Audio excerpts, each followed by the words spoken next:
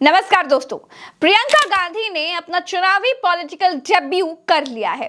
पहली बार चुनाव लड़ा और 4,10,000 से ज्यादा वोटों के साथ चुनाव में वो जीत गई। सिर्फ जीती नहीं बल्कि बीजेपी को तीसरे नंबर पर लाकर पटक दिया। 2024 में राहुल गांधी इसी सीट से चुनाव जीते थे। अब प्रियंका गांधी सांसद हैं और लोकसभा में ऐसा पहली बार होगा जब भाई और बहन की जोड़ी एक साथ सदन में दिखेगी। राहुल गांधी वायनाड से 3,64,000 वोटों से जीते, लेकिन प्रियंका गांधी ने उनके रिकॉर्ड को तोड़ दिया। प्रियंका गांधी वायनाड में 4,10,000 वोटों से जीती। दोस्तों, झारखंड में कल्पना सोरेन ने ऐसा अभूतपूर्व और ऐतिहासिक प्रदर्शन किया है कि झारखंड से पूरी भाजपा का सुपड़ा साफ ही कर दिया और ऐसा इतिहास रचा कि आने वाली कई पीढ़ियां याद करेंगे। दोस्तों, झारखंड का अब तक रिकॉर्ड रहा है कि कोई सरकार दोबारा वापस सत्ता में नहीं लौटी।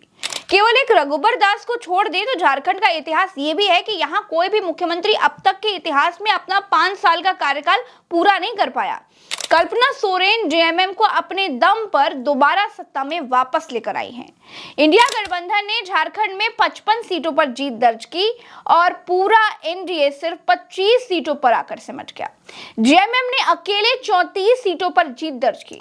कांग्रेस ने 16 और आरजेडी ने 4 सीटों पर जीत दर्ज की है। दोस्तों, तो ये सोच के गलतफहमी में है कि अगर हेमंत सोरेन को जेल में डाल दोगे तो तुम झारखंड में हमारी झारखंड की आवाम की अबुआ सरकार को हिलाने का अगर काम करोगे तो सपने देखते रहिए, आपके सपने कभी सच नहीं होने वाले हैं। ये झारखंड है, झारखंड।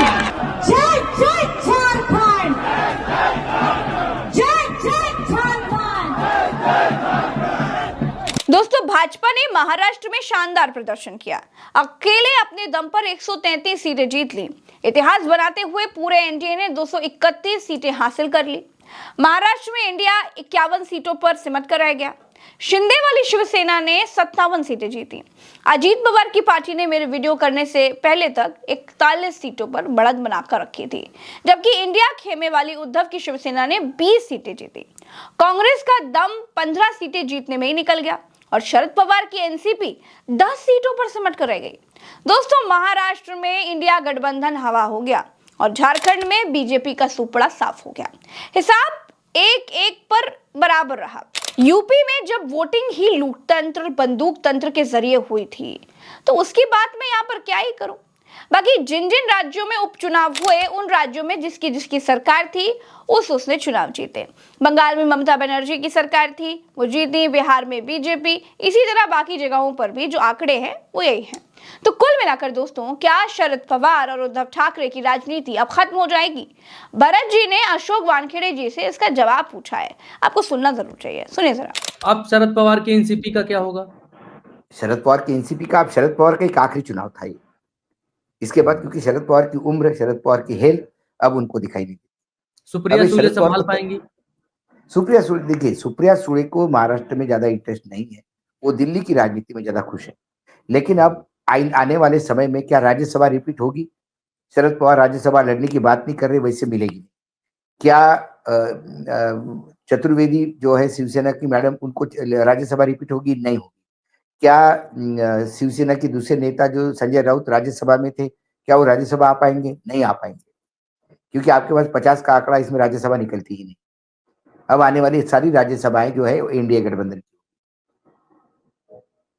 तो कुल मिलाकर ये आखिरी प्रयास था और मुझे लगता है कि यहाँ कहीं ना कहीं बीजेपी बहुत सक्सेस हुई, क्योंकि आपने बिल्कुल शरद पवार को निपटा दिया, पूर्ण रूप से निपटा दिया। और इन सब के बीच झारखंड में बीजेपी को धूल चटाने वाली और देश में छा जाने वाली कल्पना सोरेन के बारे में 4 लाइनें कहूंगी।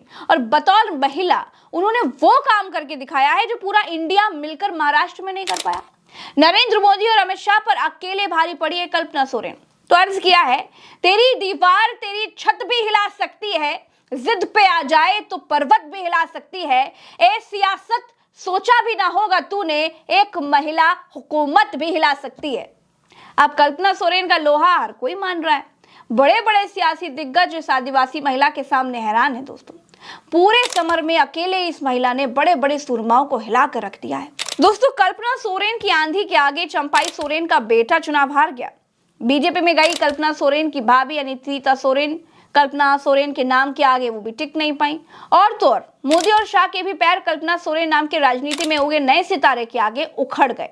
मैंने कल्पना सोरेन से इसी चुनाव में एक इंटरव्यू किया था और उनसे पूछा था कि क्या कल्पना सोरेन मुख्यमंत्री बनेगी, तो उनका जवाब क्या था, सुनिए। अगर जेएमएम जीतती है, हाँ जी, तो क्या झारखंड को पहली महिला मुख्यमंत्री मिलने जा रही है? कल्पना जी कितना तैयार है? मैं ये कहना चाहूँगी कि पहले आशीर्वाद लेकर के विधायक बनेंगे और जो भी डिसीजन रहता है आला कमान का रहता है। और आज फ़िलहाल इस क्षण में अगर मैं आपको बताऊं तो झारखंड की जनता आदरणीय हेमंत सोरेन जी के ऊपर में पूरी विश्वास जता के रखी है। हमारी महागठबंधन की सरकार के सारे लोग हेमंत सोरेन जी को मजबूत बनाने के लिए एकजुट हो गए हैं और संगठित हो गए हैं। आप तैयार हैं? क्या चीज़ के लिए? इसलिए पूछ रही हूँ कि अब अगर जनता आप पर विश्वास करती है, हेमंत सोरेन जी आप पर विश्वास करती है, आप तैयार होते हैं? ये तो पार्टी के आलाकमान का डिसीजन होगा। और मैं झारखंड मुक्ति मोर्चा के एक सिपाही हूँ।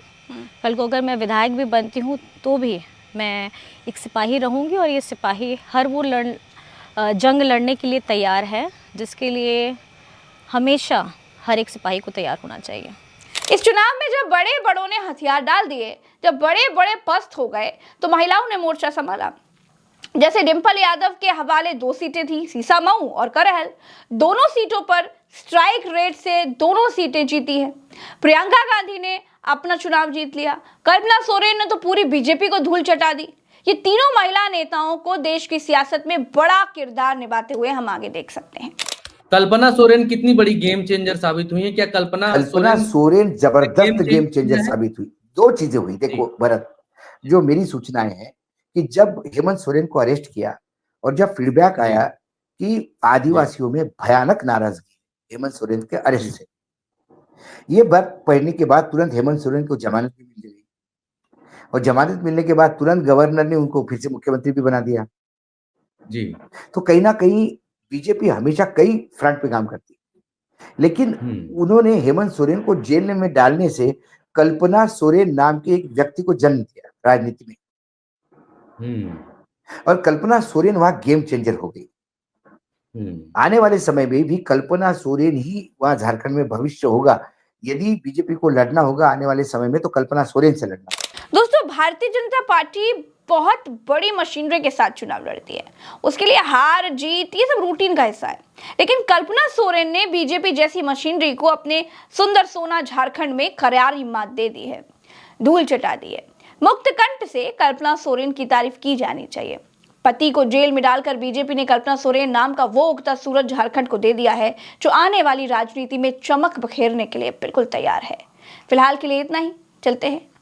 राम राम, दुआ सलाम, जय हिंद। और झारखंड के हमारे सभी दर्शकों को जोहार। प्रज्ञा का पन्ना को अपना प्यार यूं ही देते रहिए, अपना आशीर्वाद यूं ही देते रहिए। नतीजों की कवरेज में आपने जो हमें प्यार दिया उसके लिए भी आप सब लोगों का मेरे तहे दिल से थैंक यू। उल्टा चश्मा यूसी पर आप सब साथी एक साथ लगभग 40,000 की संख्या में मुझे देख रहे थे, उसके लिए भी आप सबका हृदय की गहराइयों से धन्यवाद।